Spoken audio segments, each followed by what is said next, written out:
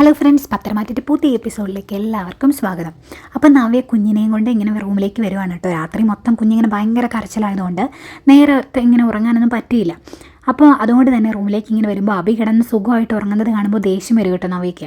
അതുകൊണ്ട് കുഞ്ഞിനെ എടുത്ത് അബിയുടെ നെഞ്ചത്ത് ഇങ്ങനെ കിടത്തി കൊടുക്കുകയാണ്. എന്നിട്ട് അങ്ങ് മാറി നിൽക്കും. അന്നേരം കുഞ്ഞിങ്ങനെ നെഞ്ചത്ത് കിടന്നിങ്ങനെ കരയൊക്കെ ചെയ്യുമ്പോഴേക്കും അബി എഴുന്നേൽക്കും. എന്നിട്ട് ചോദിക്കും, ഇതെന്ത് പണിയാണ് നവ്യ കാണിച്ചത്? കുഞ്ഞിൻ്റെ ദേഹത്ത് മൂത്രം ഒഴിച്ചു, നിന്നോട് ഇങ്ങനെ ചെയ്യരുതെന്ന് പറഞ്ഞിട്ടുള്ളതല്ലേ എന്ന് ചോദിക്കുമ്പോൾ നവ്യ പറയുന്നുണ്ട്, ആ കുഞ്ഞിൻ്റെ പ്രതിഷേധമാണ് അത് നിൻ്റെ അടുത്ത് കാണിക്കുന്നത്. അല്ലെങ്കിൽ നീ എടുക്കുമ്പോൾ മാത്രം അവൻ എപ്പോഴും ഇങ്ങനെ മൂത്രം ഒഴിക്കുന്നത്. എന്താ, കുഞ്ഞിനെ ഒന്നും എടുക്കുകയോ ലാളിക്കുകയോ ഒന്നും നീ ചെയ്യുന്നില്ല, അതുകൊണ്ടാണ് ഇങ്ങനെയൊക്കെ സംഭവിക്കുന്നത്. ഇന്നലെ രാത്രി മൊത്തം ഞാൻ ഉറങ്ങാതിരിക്കുകയായിരുന്നു, എനിക്കൊന്ന് ഉറങ്ങണ്ടേ എന്നൊക്കെ ഇങ്ങനെ ചോദിക്കും. അന്നേരം അബി പറയുന്നുണ്ട്, എനിക്ക് നേരാവണ്ണം ഉറങ്ങി എഴുന്നേറ്റില്ലെങ്കിൽ അന്നത്തെ ദിവസം പോക്കാണ്. ഇനിയിപ്പോൾ ജ്വല്ലറിയിലേക്ക് ചെന്ന് കഴിഞ്ഞാൽ ശരിയാകില്ല, അതും ഒരു പ്രശ്നമാകൂ എന്നൊക്കെ ഇങ്ങനെ പറയുമ്പോഴേക്കും നവ്യ പറയാണ്, എങ്കിൽ ഇന്ന് ഷോപ്പിലേക്ക് പോകണ്ട, നമുക്ക് കുഞ്ഞിനെയും കൊണ്ട് പുറത്തൊക്കെ ഒന്ന് കറങ്ങാൻ പോകാം എന്നിങ്ങനെ പറയും. അന്നേരം അബി പറയും, അത് ശരിയാകില്ല, ഇനിയിപ്പോൾ ഞാൻ അങ്ങോട്ട് ചെല്ലുന്നേ ഇല്ല എന്ന് പറഞ്ഞായിരിക്കും എന്നെ തരം താഴ്ത്താനായിട്ട് നിൽക്കുന്നത്, അതുകൊണ്ട് പോയേ പറ്റുള്ളൂ എന്നിങ്ങനെ പറഞ്ഞിട്ട് അങ്ങോട്ട് പോവുകയാണ് കേട്ടോ. അത് കേൾക്കുമ്പോഴേക്കും നവയ്ക്ക് ആകെ വിഷമാവുന്നുണ്ട്. പിന്നെ കാണിക്കുന്നത് ദേവയാനിയാണ്. ദേവയാനി ഇങ്ങനെ ഫ്രണ്ട് പത്രമൊക്കെ ഇങ്ങനെ വായിച്ചുകൊണ്ടിരിക്കുമ്പോഴേക്കും ആനി ഇറങ്ങി ഇങ്ങനെ വരുന്നുണ്ട്. ആനി നടക്കാൻ പോവുക രാവിലെ. അന്നേരം ദേവയാനി കാണാതെ അങ്ങ് പോകും. എടാ എന്നിങ്ങനെ പറഞ്ഞ് വിളിക്കും. വിളിച്ചു കഴിയുമ്പോഴേക്കും, ആ വലയമ്മയുടെ ഇരിപ്പുണ്ടായിരുന്നോ, ഗുഡ് മോർണിംഗ് വലയമ്മ എന്നിങ്ങനെ പറഞ്ഞ്, അന്നേരം നീ എന്നെ കണ്ടിട്ടും കാണാതെ പോവല്ലായിരുന്നോ, നീ എങ്ങോട്ടാണ് പോകുന്നത് എന്നിങ്ങനെ ചോദിക്കുമ്പോഴേക്കും ഞാൻ നടക്കാൻ പോകുമെന്ന് പറയും. അന്നേരം ദേവയാനി പറയുന്നുണ്ട്, നന്ദു ട്രെയിനിങ്ങിന് പോയ അത്രയും കാലം നീ ഇവിടുന്ന് നടക്കാനായിട്ട് പോകുന്നത് ഞാൻ കണ്ടിട്ടില്ല. അവൾ തിരിച്ചു വന്നപ്പോൾ നീ പിന്നെയും തുടങ്ങി ഗ്രൗണ്ടിൽ അവളും കാണുമോ നന്ദും കാണുമോ, അതുകൊണ്ടാണോ നീ നടക്കാനായിട്ട് പോകുന്നത് എന്ന് ചോദിക്കുമ്പോഴേക്കും അങ്ങനെയൊന്നുമല്ല, ഞാൻ ശരിക്കും നടക്കാൻ പോകുന്നത് തന്നെയാണ് എന്നിങ്ങനെ ആനി പറയും. അന്നേരം ദേവേനി പറയുന്നുണ്ട്, എടാ നിൻ്റെ ഏട്ടത്തി രാത്രി പകലാക്കിയിരുന്ന ഡിസൈൻ വരയ്ക്കുന്നത് നല്ലൊരു സെയിൽസ് ഓണത്തിന് കിട്ടാൻ വേണ്ടിയിട്ട്, അപ്പോൾ അവളുടെ ഒപ്പം നമ്മൾ നിൽക്കണ്ടേ? നിനക്ക് 3 ബ്രാഞ്ചാണ് തന്നേക്കുന്നത്, അത് നല്ല തിരക്കുള്ള ബ്രാഞ്ചുകളാണ് നിനക്ക് തന്നേക്കുന്നത്. അവിടെ ഈ ഓണത്തിന് നല്ല സെയിൽ നടക്കണം, നീ ഒരിക്കലും പുറകോട്ട് പോകരുത്, അത് വല്യമ്മയുടെ ആഗ്രഹമാണ് എന്നൊക്കെ ഇങ്ങനെ പറയുമ്പോഴേക്കും അനു പറയുന്നുണ്ട്, അതൊന്നും ഓർത്ത് വല്യമ്മ വിഷമിക്കേണ്ട, ഞാൻ നന്നായിട്ട് നോക്കിക്കോളാം, അവിടെ നല്ല സെയിലും ഈ പ്രാവശ്യം കാണും എന്നിങ്ങനെ പറഞ്ഞിട്ട് അങ്ങ് പോകാനായിട്ട് തുടങ്ങുകയാണ് കേട്ടോ. അന്നേരം ദേവേനി ചോദിക്കുന്നുണ്ട്, നീ കട നോക്കുന്ന കാര്യം തന്നെയല്ലേ പറഞ്ഞത്, അല്ലാതെ നന്ദുവിനെ ഒന്നും അല്ലല്ലോ എന്നിങ്ങനെ ചോദിക്കുമ്പോഴേക്കും ഏയ് അല്ല എന്നിങ്ങനെ പറഞ്ഞ് ഒരു ചിരിയോടെ അങ്ങ് ഇറങ്ങി പോവാം കേട്ടോ. പിന്നെ കൂട്ടുകാരുടെ അടുത്തോട്ട് ഇങ്ങനെ ചെല്ലുവാണ്. അന്നേരം അവിടെ അവരോട് ഇങ്ങനെ കൂടെ നന്ദു ഇല്ല. അന്നേരം നന്ദു ഇല്ലയുടെ എന്ന് ചോദിക്കുമ്പോഴേക്കും അവളിപ്പോൾ വേറെ റൂട്ടിലാണ് നടക്കാൻ പോകുന്നത് എന്ന് പറയും. അന്നേരം അനു പറയുന്നുണ്ട്, ഓ ഞാനുള്ളതുകൊണ്ടായിരിക്കും അവൾ ഈ റൂട്ടിൽ വരാത്തത്, അവളെ കാണാൻ വേണ്ടി ഞാൻ ഏതൊക്കെ മാർഗത്തിലൂടെയാണ് ശ്രമിക്കുന്നത് എന്നറിയാമോ, പക്ഷേ അവൾ എന്നെ കാണുമ്പോൾ മാറി നടക്കുവാണ്, അല്ലെങ്കിൽ ആട്ടി വിടും, ഇതെന്തൊരു കഷ്ടമാണ് അറിയാമല്ലോ എന്നൊക്കെ ഇങ്ങനെ ചോദിക്കും. അന്നേരം അവർ പറയുന്നുണ്ട്, ഇതിനു മുമ്പ് അങ്ങനെ തന്നെ ആയിരുന്നല്ലോ, അന്നൊരു നല്ല ചാൻസ് കിട്ടിയതാണ്, നീ കൊണ്ട് നശിപ്പിച്ചു, അതുകൊണ്ട് ഇനി അങ്ങനെ ആകരുത്, നീ അവളുടെ പുറകെ തന്നെ പിടിച്ചോണം എന്നിങ്ങനെ പറഞ്ഞ് അവരിങ്ങനെ പ്രോത്സാഹിപ്പിക്കുകയാണ് കേട്ടോ അനിയെ. അന്നേരം കൂടെയുള്ളവൻ പറയുന്നുണ്ട്, നീ ജിമ്മിലൊക്കെ പോയി നിൻ്റെ ബോഡിയൊക്കെ ഒന്ന് ഫിറ്റാക്കുക, എങ്കിലേ അവളും എന്നിങ്ങനെ പറയുന്നുണ്ട്. പിന്നെ കാണിക്കുന്നത് നേരം വെളുത്തിങ്ങനെ എഴുന്നേറ്റ് നന്ദു ഇങ്ങനെ ഫോൺ എടുത്ത് നോക്കുന്നതാട്ടോ. അന്നേരം അതിനകത്ത് 60 മിസ് കോൾ ആണ് കേട്ടോ കാണുന്നത്. അന്നേരം നന്ദു ആണെങ്കിൽ ഇങ്ങനെ ഭയങ്കര അത്ഭുതം തോന്നുകയാണ് നന്ദുവിന്. കാരണം രാത്രി ഉറങ്ങാതിരുന്ന് വിളിച്ചതാണല്ലോ, 60 മിസ് കോൾ വരുള്ളൂ. അതുപോലെ കുറേ വോയിസും ഉണ്ട്. അത് പ്ലേ ചെയ്ത് നോക്കുമ്പോഴേക്കും അതിനകത്ത് ഇങ്ങനെ പറഞ്ഞേക്കുവാണ്, ഇങ്ങനെ എന്നെ ഒഴിവാക്കാനായിട്ട് വേണ്ടിയാണ് നീ ഇങ്ങനെ ഫോൺ എടുക്കാതെയെങ്കിൽ എനിക്കതൊരു പ്രശ്നമല്ല, നീ എത്രത്തോളം എന്നിൽ നിന്ന് അകന്നു പോകുന്നു അത്രത്തോളം എൻ്റെ മനസ്സിലേക്ക് ഇടിച്ച് കയറിക്കൊണ്ടിരിക്കുകയാണ്, അതുകൊണ്ട് ഞാൻ ഇനിയും നിൻ്റെ പുറകെ തന്നെ കാണും എന്നൊക്കെ ഇങ്ങനെ പറഞ്ഞ് കുറേ ഇങ്ങനെ മെസ്സേജൊക്കെ അയച്ചിട്ടുണ്ട് കേട്ടോ. അതൊക്കെ കേൾക്കുമ്പോൾ നന്ദുവിന് ശരിക്കും സന്തോഷമാണ്. അനിയെ ഇങ്ങനെ ഫോൺ വിളിക്കുന്നതും സംസാരിക്കുന്നതും ഒക്കെ. പക്ഷേ ബാക്കിയുള്ളവരെ വിലക്കിയേക്കുന്നത് കൊണ്ട് നന്ദു അങ്ങ് വേണ്ട എന്ന് വെക്കുന്നതാണ്. ഏതായാലും ആ ഒരു മെസ്സേജ് ഒക്കെ ഇങ്ങനെ കേൾക്കുമ്പോഴേക്ക് ഭയങ്കര സന്തോഷമാകുന്നുണ്ട് കേട്ടോ നന്ദുവിന്. നന്ദു ഓർക്കുവാണ്, അവർ ആദ്യം കണ്ടുമുട്ടിയ ആ ഒരു സന്ദർഭമൊക്കെ ഓർത്താണ് ഇങ്ങനെ അതിനെപ്പറ്റി ഇങ്ങനെ ആലോചിച്ച് ഇങ്ങനെ ചെറിയൊരു പുഞ്ചിരിയോടെ ഇങ്ങനെ ഇരിക്കുന്ന നന്ദുവിനെ കാണിക്കുന്നുണ്ട്. പിന്നീട് നയനയാണ് കാണിക്കുന്നത്. നയന ഇങ്ങനെ ചന്തുമോളെ ഒരുക്കി നല്ല സുന്ദരിക്കുട്ടിയാക്കുന്നുണ്ട്. അന്നേരം അത് കണ്ടുകൊണ്ടിരിക്കുന്ന ആദർശ് ഇങ്ങനെ പറയുന്നുണ്ട്, ഇന്ന് ഉച്ചവരെ ഞങ്ങൾ ഓഫീസിൽ പോകുന്നുള്ളൂ, അത് കഴിഞ്ഞ് വന്നിട്ട് മോളെ കൊണ്ട് ഞങ്ങളിങ്ങനെ ഷോപ്പിങ്ങിന് പോകും, ഓണമല്ലേ വരുന്നത്, കുറേ ഡ്രസ്സൊക്കെ എടുക്കണ്ടേ എന്നിങ്ങനെ പറയുമ്പോഴേക്കും മോൾക്കും ഭയങ്കര സന്തോഷമാകും കേട്ടോ. ഏതായാലും മോളെ ഇങ്ങനെ റെഡിയാക്കി നയന താഴോട്ട് ഇറങ്ങി വരുമ്പോഴേക്കും അവിടെ ഫോണിലൊക്കെ ഇങ്ങനെ നോക്കിക്കൊണ്ടിരിപ്പുണ്ട് കേട്ടോ അബി. അന്നേരം അബി ഇങ്ങനെ അവരെ കാണുമ്പോഴേക്കും എഴുന്നേറ്റ് ഇങ്ങനെ പോകാൻ തുടങ്ങും. അന്നേരം നയന അടുത്തോട്ട് ഇങ്ങനെ വന്നിട്ട് ചോദിക്കുന്നുണ്ട്, നീ എങ്ങോട്ടാണ് പോകുന്നത്, നീ കൊച്ചു വരുന്നത് നീ കണ്ടില്ലേ, ഇത് ആദർശേട്ടൻ്റെ മകളാണ് എന്ന് എല്ലാവരും വിശ്വസിക്കുന്നുണ്ടെങ്കിലും അതിൻ്റെ സത്യാവസ്ഥ നിനക്കറിയാമല്ലോ, ആരും കാണാതെയെങ്കിലും ഈ കൊച്ചിനെ ഒന്ന് എടുക്കുകയോ ലാളിക്കുകയോ ചെയ്തുകൂടെ നിനക്ക്, കുറഞ്ഞ പക്ഷം ഒന്ന് മടിയിലെങ്കിലും എടുത്ത് വെച്ചുകൂടെ എന്നൊക്കെ ഇങ്ങനെ ചോദിക്കും. നേരെ അഭി പറയുന്നുണ്ട്, ഏട്ടത്തിക്ക് അറിയാവുന്ന കാര്യമല്ലേ, ഇങ്ങനെയൊക്കെ ഞാൻ ചെയ്തിട്ടുണ്ടെങ്കിൽ അത് നവ്യയ്ക്ക് ഇഷ്ടപ്പെടില്ല, അതുകൊണ്ടായിരുന്നു ഇങ്ങനെ പറയുമ്പോഴേക്കും നീ ഒരു കാര്യം ഓർക്കണം, ഇതിനു മുമ്പ് നീ ഞങ്ങളുടെ മുമ്പിൽ എങ്ങനെയാണ് നിന്നിരുന്നതെന്ന്.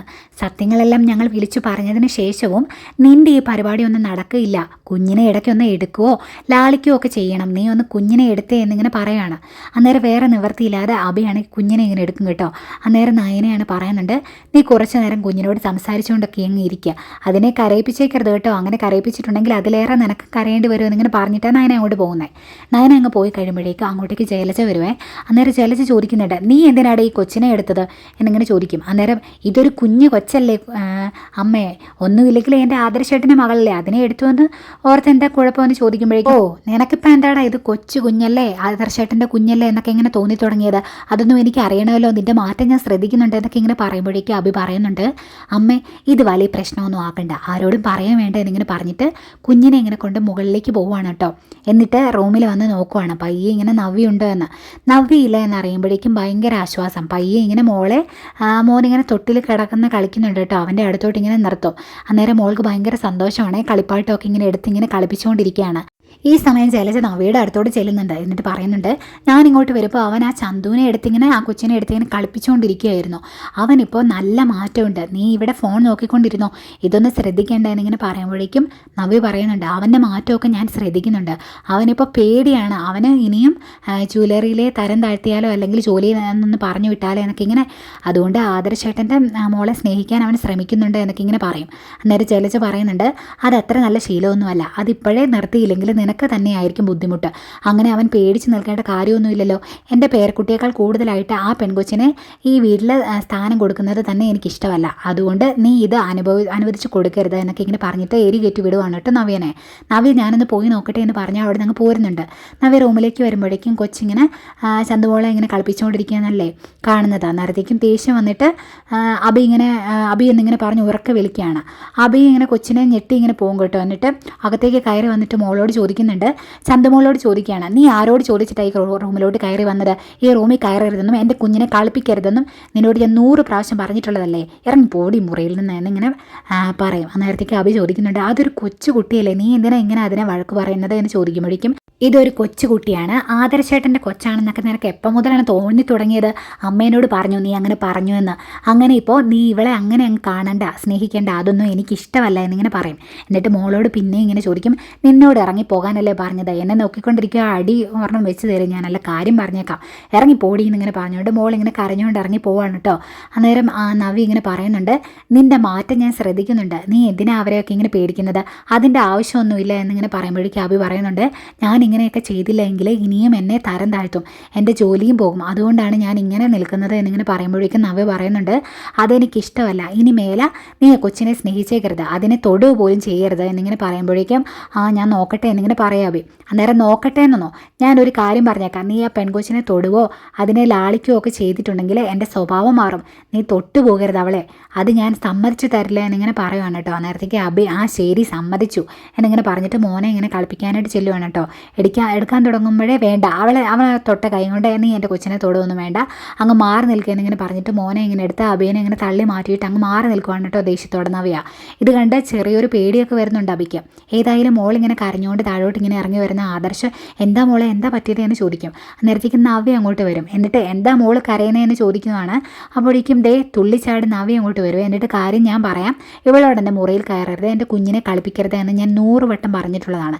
എന്നിട്ട് അവയുടെ കയ്യിൽ കൊടുത്തു വിട്ടേക്കുന്നു കൊച്ചിനെ അങ്ങോട്ട്, ആ പരിപാടിയൊന്നും നടക്കില്ല, ഞാൻ സമ്മതിച്ച് തരത്തുമില്ല എന്നൊക്കെ ഇങ്ങനെ പറയുമ്പോഴേക്കും നയന ചോദിക്കുന്നുണ്ട്, ഇതൊരു 5 വയസ്സായ കൊച്ചു കുഞ്ഞല്ലേ, അതിനോട് എന്തിനാ ഇങ്ങനെ വാശി കാണിക്കുന്നതെന്ന് ചോദിക്കുമ്പോഴേക്കും എനിക്ക് അതിനോടല്ല വാശി, അതിൻ്റെ അച്ഛനോടാണ്, ഈ കുടുംബത്തിലെ ഏറ്റവും വലിയ തെറ്റ് ചെയ്തത് നിൻ്റെ ആദർശേട്ടനാണ്, എന്നിട്ട് അങ്ങേർക്ക് ഒരു കുഴപ്പമില്ല, എൻ്റെ അഭി ഒരു തല്ലുള്ളി ആയതുകൊണ്ട് അവനെ എല്ലാ കാര്യത്തിലും എല്ലാവരും അങ്ങ് ശിക്ഷിച്ചോളും, അതുകൊണ്ട് തന്നെ മേലായി പെൺകൊച്ചൻ്റെ റൂമിലോട്ട് വന്നേക്കരുത്, എൻ്റെ സ്വഭാവം മാറുക എന്നൊക്കെ ഇങ്ങനെ പറഞ്ഞ് കുറേ പറയാൻ കേട്ടോ. അന്നേരം ദേഷ്യം വന്നിട്ട് അങ്ങനെ പറയുന്നുണ്ട്, ചേച്ചി ഒരുപാട് ഇവിടെ നിന്ന് സംസാരിക്കൊന്നും വേണ്ട, അങ്ങനെ സംസാരിച്ചിട്ടുണ്ടെങ്കിൽ ചിലപ്പോൾ സത്യങ്ങളൊക്കെ എനിക്ക് വിളിച്ച് പറയേണ്ടി വരുമെന്ന് പറയുമ്പോഴേക്കും, എടി എന്തെങ്കിലും പറയാനുണ്ടെങ്കിൽ അതങ്ങ് തുറന്ന് പറയണം, അല്ലാതെ എന്തെങ്കിലും ഒന്ന് ചോദിക്കുമ്പോൾ സത്യം പറയാനുണ്ട് എന്നിങ്ങനെ പറഞ്ഞ് ആളെ ഒഴിവാക്കാനുള്ള ചീത്തുണ്ടല്ലോ അതങ്ങ് നിർത്തിക്കോ. എന്നിട്ട് നയന പറയുന്നുണ്ട് ചേച്ചി ഇവിടുന്ന് പോകും, അതാ നല്ലത്, എന്നോട് കൂടുതൽ സംസാരിക്കുന്നത് ശരിയാവില്ല എന്ന് പറയുവാണ്. നേരത്തേക്ക് കുറച്ച് ചീത്തയൊക്കെ പറയാൻ കേട്ടോ നയനെ. എന്നും പറഞ്ഞ പോലെ നീ ഒരിക്കലും നന്നാവില്ല, നിന്നെ നിൻ്റെ ഭർത്താവ് പറ്റിച്ചുകൊണ്ടിരിക്കുക. ഇത്രയും കാലം ഇത്രയും വലിയ തെറ്റ് ചെയ്തിട്ടും ഇയാളുടെ കൂടെ നീ നിൽക്കുന്നുണ്ടല്ലോ, ഇയാൾ ഇവിടെ പിടിച്ചു നിൽക്കുന്നത് എന്നൊക്കെ ഇങ്ങനെ ചോദിച്ചിട്ട് കയറി പോകുന്ന കേട്ടോ. ഇതെല്ലാം കേട്ട് കഴിയുമ്പോഴേക്കും നയനെ പറയുന്നുണ്ട് ചേച്ചി എന്നെക്കൊണ്ട് സത്യം പിടിച്ച് പറയിപ്പിക്കുമെന്നാണ് തോന്നുന്നത് എന്ന് പറയുമ്പോഴേക്കും ആദർശ് പറയുന്നുണ്ട് അവളോട് സത്യം വിളിച്ച് പറഞ്ഞിട്ടുണ്ടെങ്കിൽ അവളുടെ കരച്ചിൽ നീ കേൾക്കേണ്ടി വരും, അതുകൊണ്ട് നീ വലിയ കാര്യമാക്കേണ്ട. ഏതായാലും അവൻ്റെ തല ഇത്തിരി താന്നല്ലോ, ഇനി അത് പൊങ്ങാതെ നമ്മൾ നോക്കിയാൽ മതി, ഇവൾ കിടന്ന് തുള്ളുന്നത് നീ കാര്യമാക്കേണ്ട എന്നിങ്ങനെ പറയുവാണ്. പിന്നെ മോളെ രണ്ടുപേരും കൂടി ഇങ്ങനെ ആശ്വസിപ്പിക്കുന്നുണ്ട്. ഇതൊക്കെ കാണിച്ചുകൊണ്ടാണ് ഇന്നത്തെ എപ്പിസോഡ് വൈൻഡപ്പ് ചെയ്യുന്നത്. അപ്പോൾ നാളെ ഇനി എന്തൊക്കെയാണ് നമുക്ക് കണ്ടറിയാം. ഈ ചാനൽ സബ്സ്ക്രൈബ് ചെയ്യാത്തവരുണ്ട് ഒന്ന് സബ്സ്ക്രൈബ് ചെയ്യണേ, അതുപോലെ ലൈക്ക് ചെയ്യാനും ഷെയർ ചെയ്യാനും മറക്കരുത്. Okay bye bye.